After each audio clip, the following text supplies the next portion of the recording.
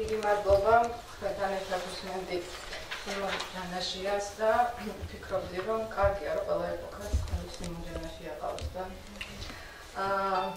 ეს ძალიან მნიშვნელოვანი დისკუსიაა და მრგვალი მაგიდა მადლობა ჭავჭავაძის ცენტრს და ადენაუერის ფონდს ამ შესაძლებლობისთვის.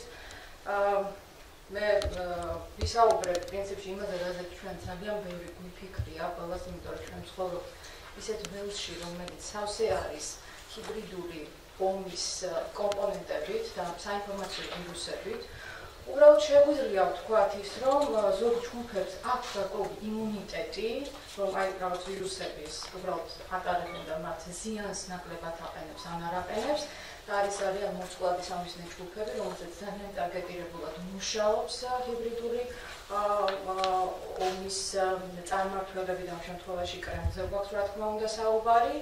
და რა უნდა გაკეთდეს იმისთვის, რომ ეს ადამიანები, ამ ადამიანებს მეტი იმუნიტეტი ჰქონდეთ და ყოველჯერზე ახალი სახადი არ მოიხადონ აი შეტევებით, ეს რა თქმა უნდა არის არა მარტო საქართველოს, არამედ ევროპის საგანმანათლებლო ცენტრების და აკადემიური წრეების საფიქრები, რადგან წერენ ისინი უკვე გარკვეულ რეკომენდაციებს და დავეთანხმები ასევე პანელის მონაწილეებს, რომ საუბარი არა მარტო აკადემიურ, არამედ არააკადემიურ საზოგადოებასთან ამ ყველაფრის გადათარგმნის არის ძალიან მნიშვნელოვანი და რა თქმა უნდა ჟურნალისტებს ამაში ძალიან დიდი როლი აქვს.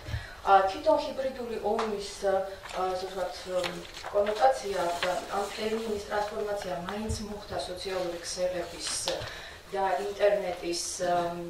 ინტერნეტში ახალი მეთოდების, პროპაგანდის და კონტრპროპაგანდის მეთოდების დანერგვის შედეგად და უკვე არაერთი კომპონენტი გამოიცადა, პირველად 2008 წელს კიბერშეტევები იყო, თქვათ, აგვისტოს ომის დროს უკრაინაში უფრო დახვეწილი მეთოდები იყო უკვე გამოყენებული და ის მოიცავს მრავალ კომპონენტს და ამ შემთხვევაში შეგვიძლია გავხსენოთ გერასიმოვის დოქტრინა, რუსი სამხედრო ელიტის, ასე ვთქვათ, ძალიან სტრუქტურირებული დოკუმენტი, რომელიც ამბობს, რომ პრინციპში სხვა ქვეყნების დამორჩილება ის არ არის მხოლოდ სამხედრო ოპერაციები, ეს არის არასამხედრო ოპერაციები, რომელიც მოიცავს ადგილობრივი მოსახლეობის ჩართვას პირველ რიგში პროტესტში და უკვე არსებული ნაპერწკალის გაღვივებას იმისთვის, რომ ეს პროტესტი იყოს მართული, ისინი იყენებენ ბუნებრივი ეროვნულ, კულტურალურ, ისტორიულ კონტექსტს ამისთვის და ისაც მუშაობს ინგლისში, გერმანიაში და საფრანგეთში, საქართველოში აბსოლუტურად სხვა ვირუსის შემადგენლობა აქვს მათ მიერ შექმნილ ამ დამაბინძურებელ, საინფორმაციო დამაბინძურებელ კომპონენტებს. ბრიტანელს რო უთხრა, რომ ბრიტანელობას გართმევენ, საერთოდ არ მიეკარება ეს ვირუსი, იმიტომ რომ ისტორიული კონტექსტი მას ამ საერთოდ და მეხსიერება არ აქვს. მაგრამ ქართველისთვის ეს არის მტკივნეული თემა, რაზეც გარკვეული ჯგუფები, რომელიც თავს უსაფრთხოდ გრძნობენ, დაუცველად გრძნობენ, ამაზე უფრო მტკივნეულად რეაგირებენ. რა უწყობს ამ ფონის შექმნას ხელს, ის არის, რასაც მე ყველანი ვხედავთ, ყოველდღიურად ვხედავთ ამ ყველაფერს, უბრალოდ რაღაც შეგვიძლია სისტემურად დავინახოთ უფრო მეტად. ეს არის ოპოზიციის და მედიის დაფინანსება, ეს არის საზოგადოების მაქსიმალური დემორალიზება და უნდობლობის გაჩენა ყველა ინსტიტუციის მიმართ, არავის არ ენდობა და ინსტიტუტების დელეგიტიმატიზაცია და ცდილობა იმისი, რომ მაქსიმალურად პოლარიზებული იყოს საზოგადოების გარკვეული ჯგუფები ერთმანეთისადმი. და ამ შემთხვევაში როდესაც პროვოცირება ხდება დაბნეულობის საზოგადოების გარკვეული ჯგუფები უკვე მოწყვლადი ხდებიან კონსპირაციული თეორიების მიმართ. ანუ ისინი უკვე რომ უყურებენ, თქვათ, სპუტნიკს, რომელიც ზუსტად არა ჩვენზე მუშაობს, არამედ ისეთ საზოგადოებაზე მუშაობს, რომელიც იკვებება ამ კონსპირაციით და მას ეუბნებიან, რომ შენ არაფერ შუა შედგა და შენი პასუხისმგებლობა. ეს ყველაფერი სადღაც მოიფიქრეს და ეხლა აი უბრალოდ ისინი არიან დამნაშავეები, ეს ადამიანისთვის და ამ ჯგუფებისთვის ეს არის შვებად შესაძლოა იყოს, რომ აი თურმე რა შეა საქმე და აი თურმე ვინ არის დამნაშავე. და ის რომ მისი პასუხისმგებლობა არაფერი არ არის და თქვათ მას არაფრის გაკეთება ამ მიმართულებით არ შეუძლია.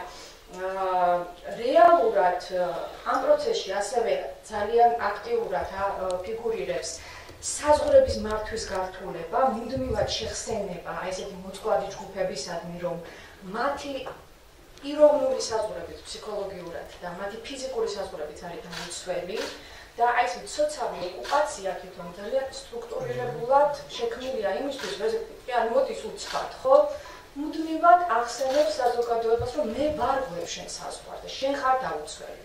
ესეთი დაუცველი ადამიანში ბუნებრივია შიში და აგრესია უფრო მეტია და ის უფრო მოწყვლადი ხდება პროპაგანდის მიმართ და მას სჭირდება ზუსტად აი ეს იმუნიტეტის გაძლიერება მაქსიმალურად, რაც შეუძლია ციგნიერებას, რაც შეუძლია ეკონომიკურ კეთილდღეობას და რაც შეუძლია განათლებას, რაზეც სიკო საუბრობდა. ცივილიზებული მსოფლიო როგორ პასუხობს ამაზე, უამრავი რეკომენდაცია იწერება და ძალიან დიდი ნაწილი ეხება სწორედ მედიას, რომ მედიის რეიტინგები უნდა შეიქმნას, რომ უფრო სიღრმისეულები კვლევა ჩატარდეს მედია გარემოსი, რომელი საზოგადოების, რომელი ჯგუფები რა წყაროებით იკვებებიან და როგორ ხდება მათზე მოქმედება და ეს არის მედია ფსიქოლოგიის კვლევის საგანიც. ასევე ანალიზ დოკუმენტებს თუ გავიხსენებთ ჟურნალისტური გამოძიებების და ზოგადად კორუფციასთან ბრძოლაში ჟურნალისტების ჩართვა არის ძალიან მნიშვნელოვანი. იმიტომ რომ კორუფციის და შანტაჟის პროვოცირებით რუსეთი ასევე ახერხებს ეკონომიკის დასუსტებას და ეკონომიკური წნეხის შექმნას მოსახლეობისადმი და ეს ყველაფერი რა თქმა უნდა არის ის კომპლექსური საკითხები, რაზეც აკადემიური წრეები აქ რა თქმა უნდა იგულისხმება ფსიქოლოგებით, ისტორიკოსებით, განათლების სპეციალისტებით ერთად იწყებენ მსჯელობას და ეს ძალიან კარგი პლატფორმა არის. რაც წერდა ილია, ძალიან მნიშვნელოვანი არის, აი დღეს ახსენეს მამათა და გულთა ბრძოლა ხით ჩატეხილობის პრობლემას. მე ხით ჩატეხილობას იმართლე გითხრათ, ყოველ ჯერზე როდესაც ახლა მიაზრებ ილიას, ხით ჩატეხილობა დავინახე როგორც რაღაც პოლარიზაციის საფრთხე, რომელსაც ილია ხედავს. გარკვეულ ჯგუფს შორის და ამბობს იმას, რომ ეს საფრთხეა და უნდა მოიძებნოს რაღაც საერთო ინტერესები იმისთვის, რომ გარკვეულ ჯგუფები ერთმანეთს ელაპარაკონ და არა ამ შემთხვევაში არ უყურონ სპუტნიკს, არამედ ერთმანეთთან მონახონ რაღაც დიალოგის შესაძლებლობა. ძალიან საინტერესოა მილიტარიზაცია ამერიკასა და ევროპაში, ის როგორც უყურებს, იმიტომ რომ პრინციპში ის რაზეც საუბრობს, ეს არის ჰიბრიდული ომის ხედვა ერთგვარი, ის ამბობს და ახაც ითქვა პირველ პანელზე, რომ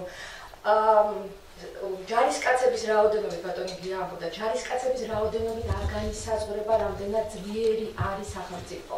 განისაზღვრება იმით ეკონომიკურად რამდენად ძლიერია და როგორ ებრძვის ის სიღარიბეს.